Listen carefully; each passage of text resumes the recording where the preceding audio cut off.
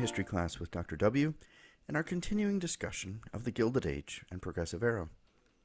In the last few lectures, we've been talking about urbanization and immigration, two of the major forces shaping the United States in those decades before the turn of the century. In this lecture, and the ones to follow, we'll turn to what were those immigrants doing? What were their lives like? And what was work like in this era? We'll be talking about industrialization and the rise of organized labor in the Gilded Age. The United States after the Civil War was for most Americans a harsh place to live. We've already talked about many examples of this. The plight of the Plains Indians. We've talked about the situation of African Americans in the years after the Civil War and farmers in the countryside. Workers in the cities faced many struggles as well. And in the previous lectures, I talked about the immigrants who came to America hoping to live the American dream, often struggling simply to survive. So the realities of life in the years after the Civil War were harsh for most Americans. Here's an excerpt from a poem called The Disinherited. They bake, but others have eaten. They burn, but others are warm. They build, but their heads are unsheltered, are bare to the pitiless storm. They till, but the crop goes from them. They reap, but their harvest home means to them that their product is stolen. They brew, but they taste but the foam.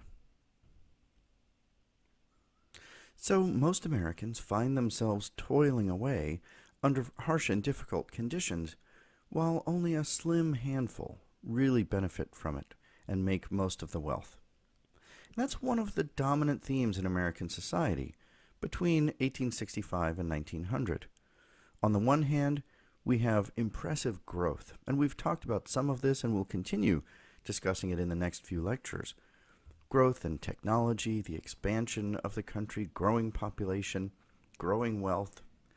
And yet, on the other hand, we have the working masses, the vast majority of people in this country who really don't benefit from that wealth. Part of the reason for this is that the dominant ideology throughout the country from the 1860s through about the 1890s was social Darwinism.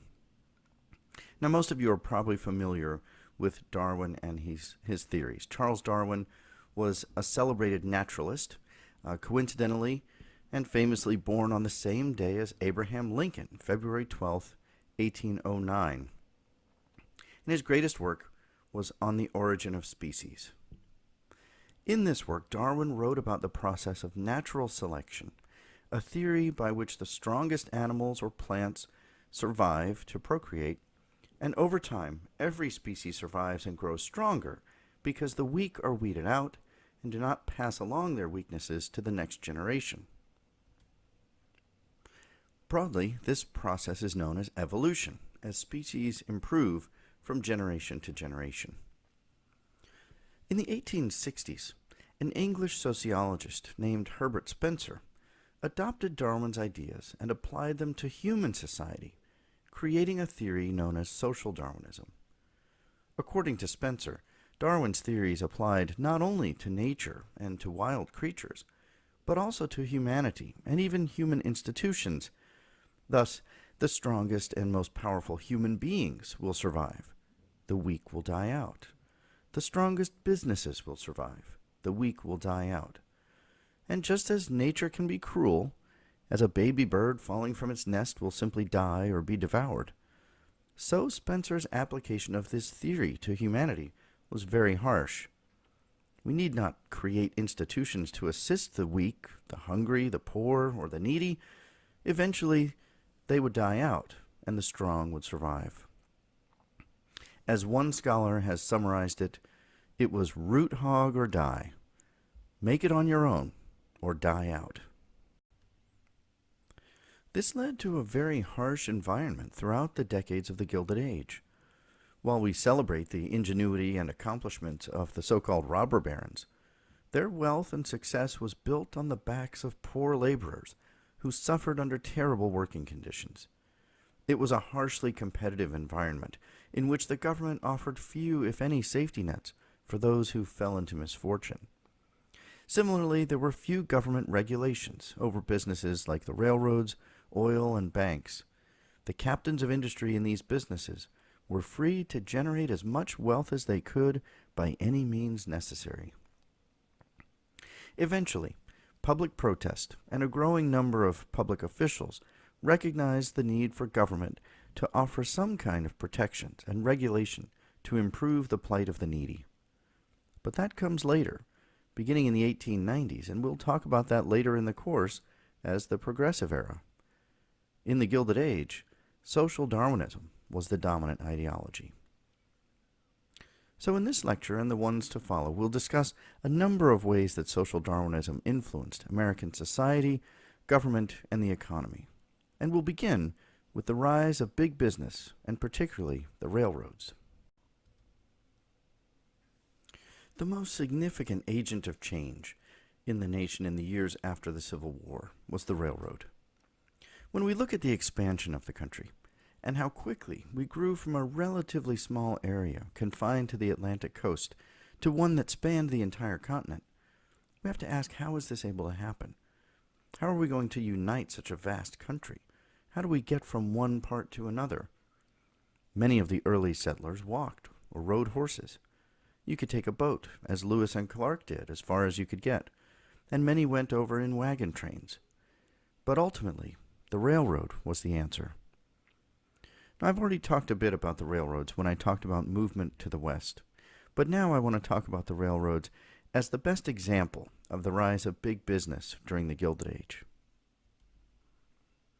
The railroads exemplify much about the business atmosphere during this era, and I'm going to talk about 4 ways in which the railroads are typical of big business in the Gilded Age. So I'm using them as an example, and these same themes could be applied broadly to other industries as well.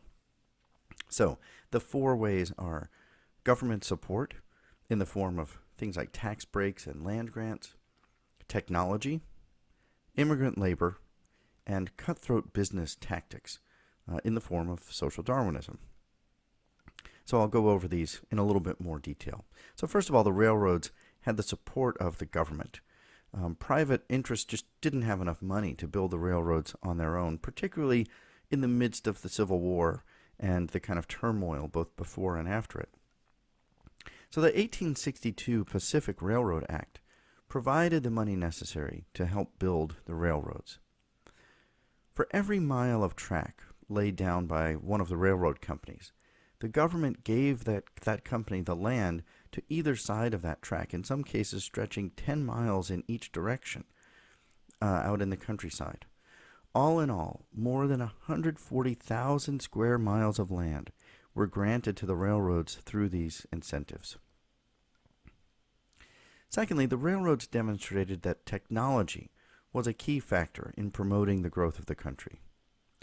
Not only did they make the use of the latest technologies for making steel, such as the Bessemer converter, and in steam engines, but also just the engineering to construct the railroad lines themselves was an incredible feat.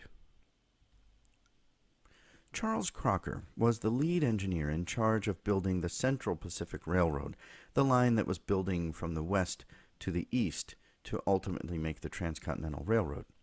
I mentioned Crocker briefly in a previous lecture because he was the man who brought in many Chinese immigrants to work on his line. But he was also in charge of the engineering feat of building the line itself. These workers laid down track in all manner of conditions and weather. He laid track through the desert, and then, upon reaching the Rocky Mountains, his crews cut and blasted through the rock of the mountains at the snail's pace in some cases of 8 inches per day. In broader terms, the railroads represent both the good and the bad sides of the accelerated pace of life in America. There were those who were excited about the railroads and their influence.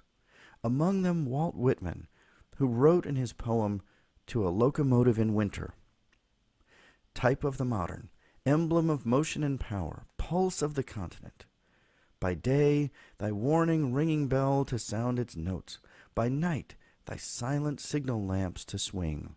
Fierce-throated beauty, Roll through my chant with all thy lawless music, thy swinging lamps at night. They madly whistled laughter, echoing, rumbling like an earthquake, rousing all.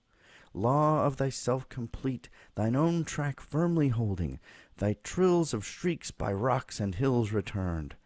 Launched o'er the prairies wide, across the lakes, to the free skies unpent and glad and strong. Americans became consumed with transportation and communication.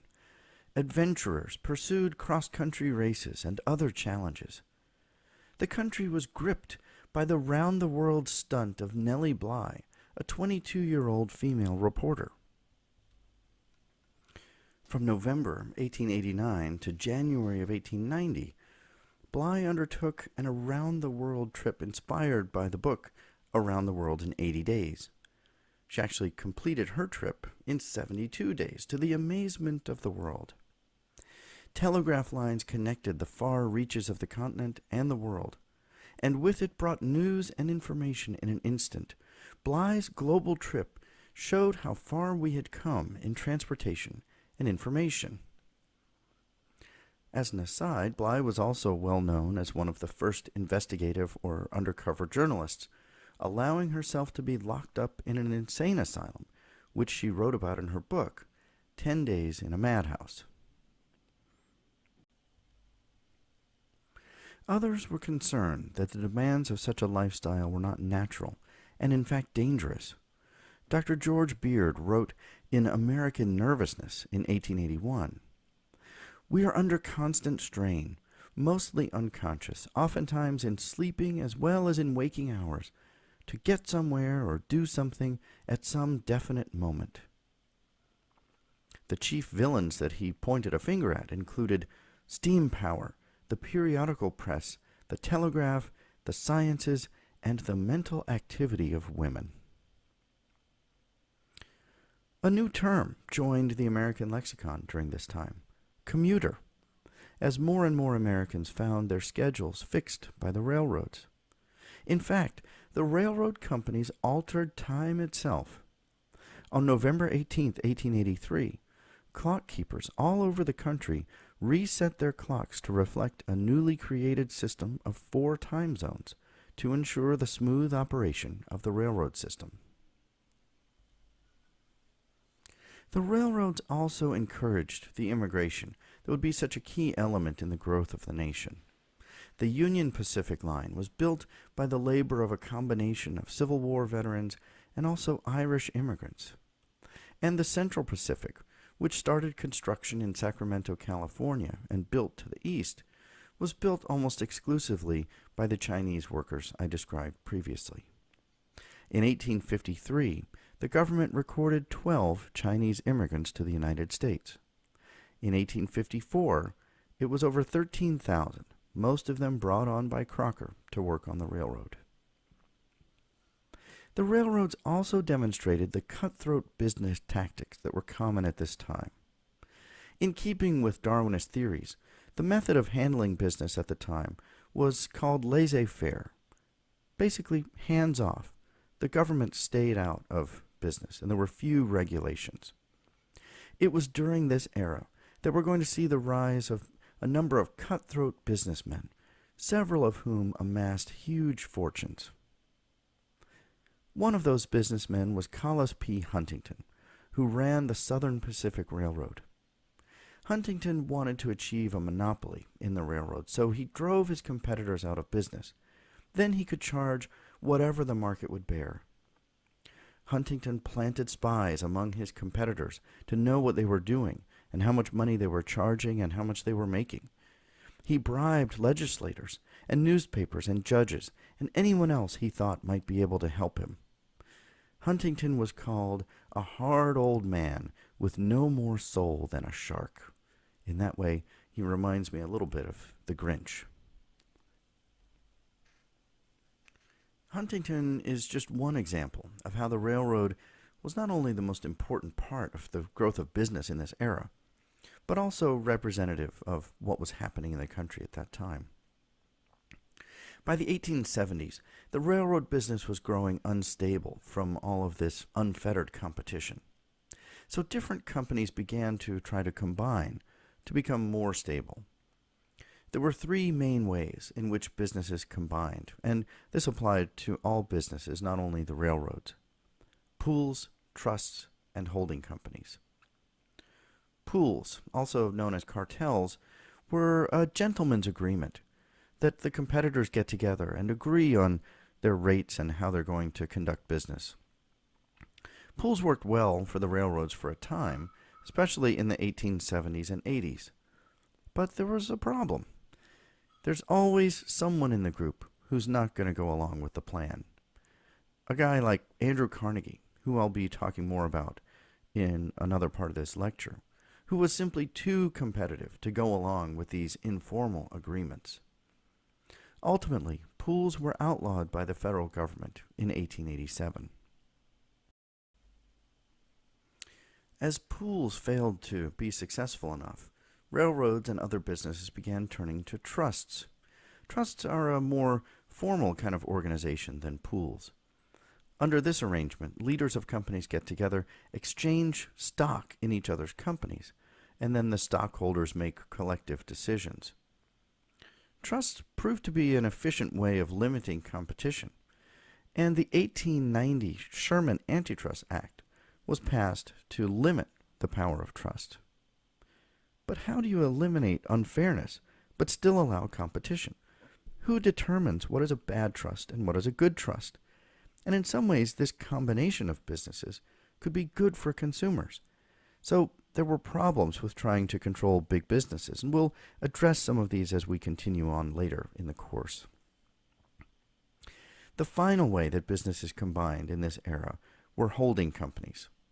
In a holding company, a larger company basically bought out its competitors and simply owned and controlled many smaller companies within the larger one.